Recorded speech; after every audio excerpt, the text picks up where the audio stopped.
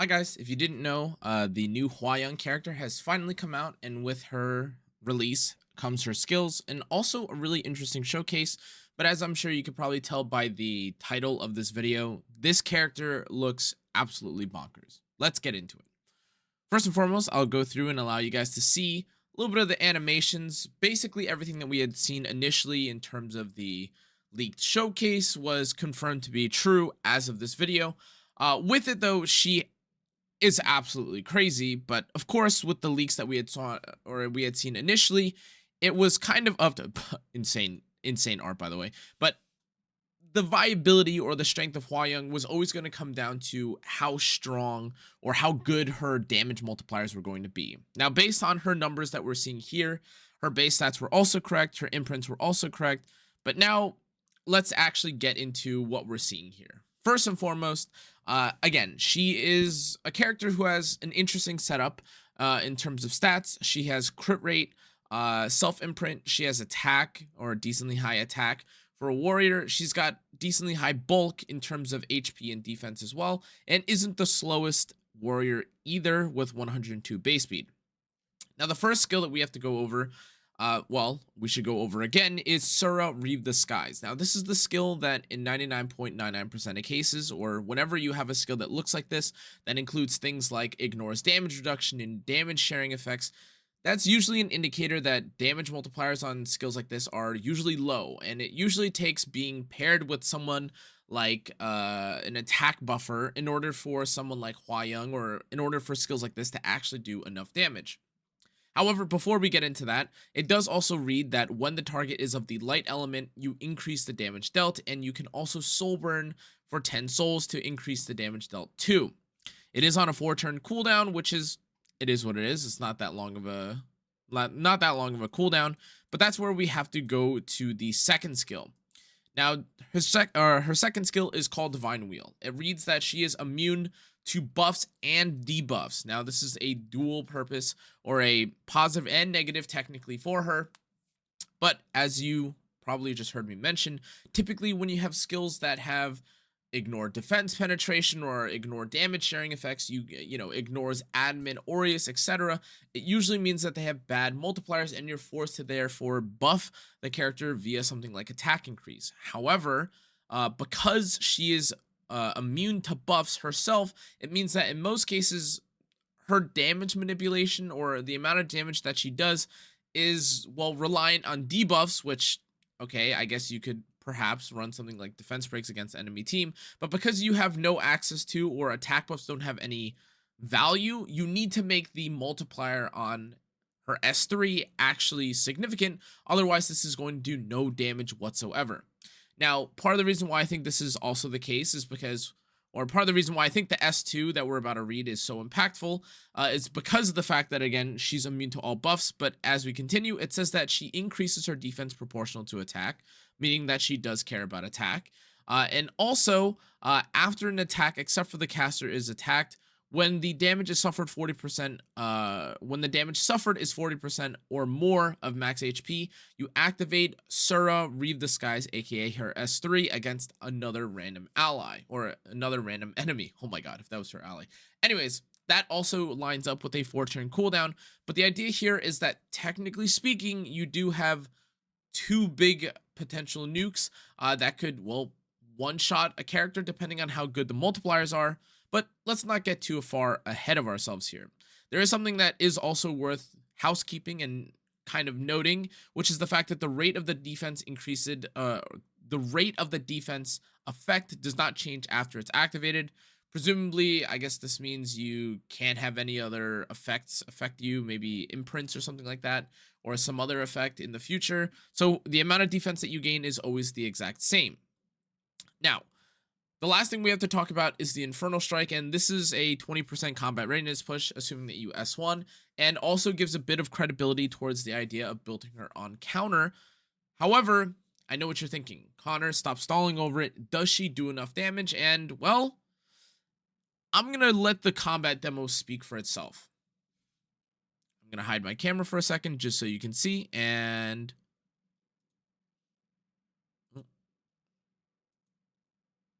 again, no attack buff because she can't be buffed up by anyone. Okay, all right. Once more. So sorry, apologies. Come on.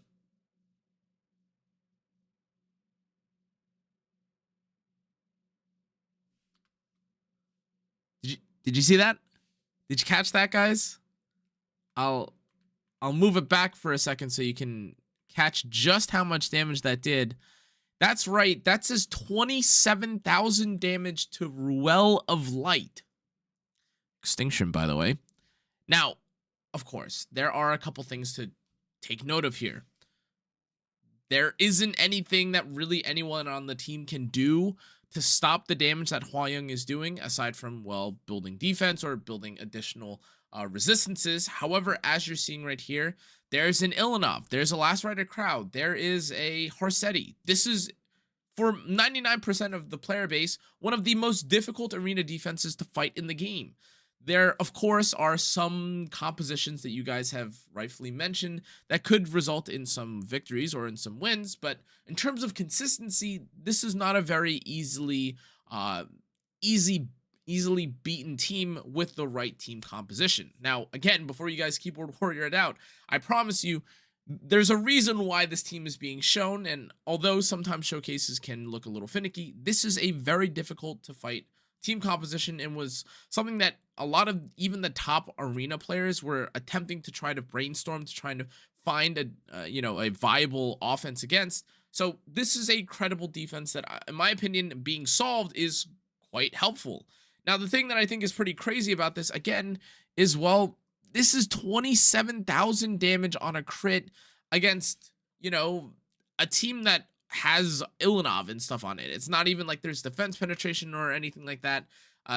Of course, there's no barrier. I guess if you want to argue that something like Rise of a Monarch could have been on the team, that's also potentially something that we're missing out on. But look at how much health the Hwayoung has.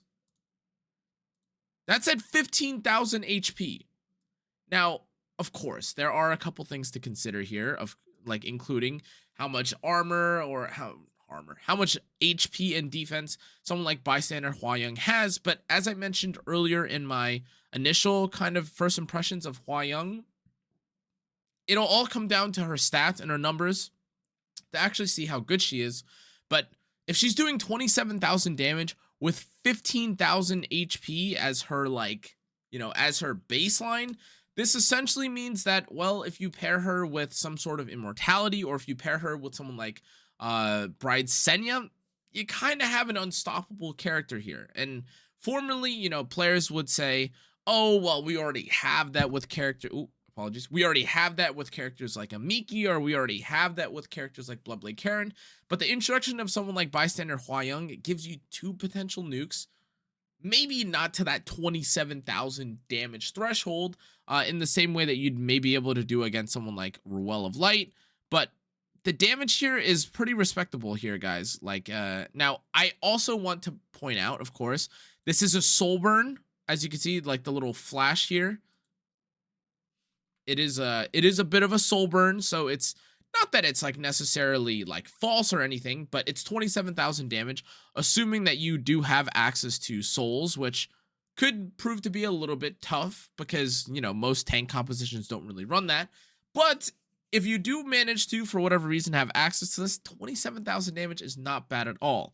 Now, of course, there are a long laundry list of other characters that can be one-shot by this, including presumably any other light character. I don't know, maybe someone like Maid Chloe or even Infinite Horizon Acades. These other Soul Weavers are probably the characters that you're trying to kill with Bystander Hwayoung, but we'll have to see exactly just how much damage this does even on a miss, because I'm also curious if this is something that you can use to kill someone like Aiden. Not that Aiden is necessarily the most prevalent character in the game, but it is another light character that you kind of have to account for, and it is worth mentioning, of course, since you see them. Now, my initial thoughts here is that, wow, her damage numbers look incredible, and I'm sure that if you shaved off 5,000 health, which I know a lot of you guys are likely going to do if you're just trying to use this for Guild War, how good does this character look? And based on what we're seeing right now, and based on assumptions and a little bit of like theory crafting in my head, even if Hwayoung for some reason is able to do 30,000 damage to these characters, we still don't know quite enough how much health the Hwayoung has, or rather, how much health and defense the Ruel has to make someone like Hwayoung at 5,000 or 15,000 HP actually be able to one shot. There is a bit of a reason that I would imagine that they didn't run this first S3 off into, well, someone like one of the other light tanks, including Ilanov or Last Rider Crow. And again, it does feel a little bit weird right now, in my opinion, to kind of judge how good her damage is without, of course, seeing just how good or just how much damage you can afford to shake out or squeeze out of this composition. But there's another S3 that we have here against the Last Rider Crow, and as you're seeing right now, he has 19,000 HP. This ends up doing only 20,000 or 20.3k, and while it is extincted and also pretty valuable, 20.3 or 20,300 damage is, in most cases, not enough damage to kill basically any light knight. And that's not including characters like Arrowell, who have things like barriers built into their kit, and pretty much the idea behind this is that although it would be nice to be able to one-shot something or one-shot a light knight, at least from what we can tell right now, and because she has like literally Sigurd Scythe on to additionally, you know, give her a little bit more value, it's not really it's not really fair, or I think certain right now, for us to say that she's going to eliminate the ability for anyone to play light characters in the way that sometimes a character like Little Queen Charlotte can eliminate dark units. So with that, my initial thoughts for this are, wow, number one, she looks fantastic, she looks great. But also, while I do think that the soul burn and the ability to one-shot someone like Ruel is cool, based on what we're seeing right now, since it's only roughly 20.5k, unless if we change the build up in the future, or until we see the actual numbers to confirm how much damage she does, honestly, I think this Hwayoung character is cool, probably amazing in something like Guild War or Arena, but we'll really have to see just how impactful she'll be in Guild War or in real-time Arena. It is also the end of the season. I'm not actually even sure if she's available. I'm pretty sure, well, we'll see, but I'm not sure actually if she's available for the end of the season. However, as of what I'm seeing right now, I think she looks really cool. I think it is a good sort of character to handle all the light characters that are being, oh god, just kind of shoved into our faces at all times. Like, I'm really not happy seeing a Tywin, Last Rider Crow, Ilanov, Ruel every single game or in every single piece of content across the board. So cool, but yeah, honestly, really happy with what we're seeing. Hope to see more. We'll also be testing her when she comes out. Anyways, though, guys, that's gonna be it. Thanks again for watching. Again, I think Hwayoung looks really cool. She looks exciting. I'm really happy with the way that, honestly, her kit has panned out. I love her design. If you're going to pull for her, cool. If you don't, that's totally fine too. But these are just my initial thoughts and breakdown of what we saw in this video. So thanks again for watching. Anyways, guys, that's going to be it for this video. Thanks for everyone who's been supportive. As always, if you'd like to support the rest of my content, you could check the rest of my socials, or like, comment, turn on the notification bell, and subscribe. And I will see you all in the next one. Stay safe, stay healthy, everyone. Good night.